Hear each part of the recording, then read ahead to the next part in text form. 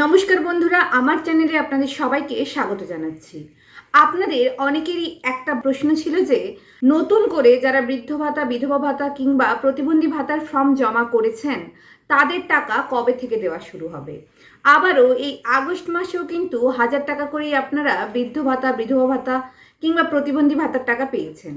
1,500 টাকা করে দেওয়ার কথা ছিল মুখ্যমন্ত্রীর, কিন্তু সেই প্রতিশ্রুতিও তিনি রাখলেন না। তাহলে সেই 1,500 টাকা করে আপনারা কবে থেকে পাবেন? আপনাদের মনের এই সমস্ত প্রশ্ন দূর করব, মুখ্যমন্ত্রী কি জানিয়েছেন সেটা আপনাদের সাথে শেয়ার করব। সেই জন্য ভিডিওটা শেষ পর্যন্ত দেখতে থাকুন।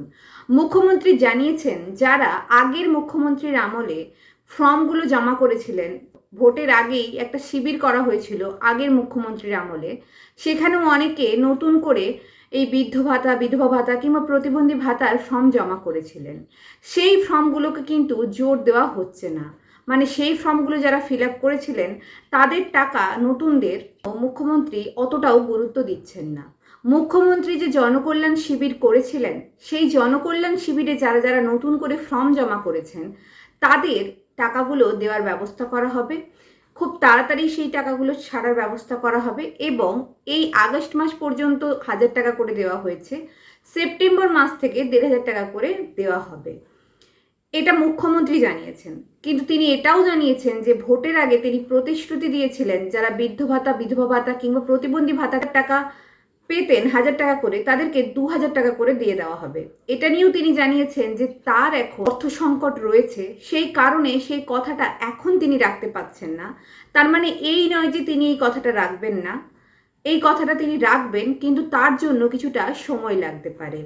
সেই জন্যই তিনি এখন 2,000 টাকা করে দিতে পারছেন না। আপাতত 1,500 টাকা করেই আপনাদের ব্যাংক অ্যাকাউন্টে ঢুকবে এবং সেটা সেপ্টেম্বর মাস থেকে ঢুকবে। কিন্তু এরই মধ্যে মুখ্যমন্ত্রী ঘোষণা করেছিলেন যারা অন্নপূর্ণা ভাণ্ডার পাচ্ছেন তারা বিধবা ভাতা পাবেন না।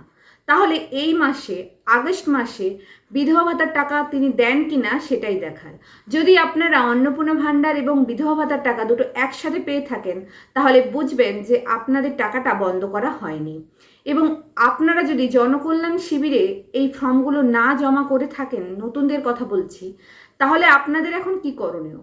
এখনো আপনাদের জন্য সেরকম কোনো খবর তো আসেনি।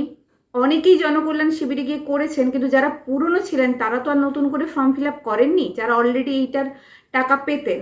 তো তাদের টাকাগুলো দেওয়া হয় কিনা সেটাই দেখার। ভিডিওটি কেমন লাগলো অবশ্যই জানাবেন। আর এরকমই সরকারি খবরের যে কোনো আপডেট পেতে আমাদের চ্যানেলটাকে সাবস্ক্রাইব করে আমাদের সঙ্গে যুক্ত থাকুন।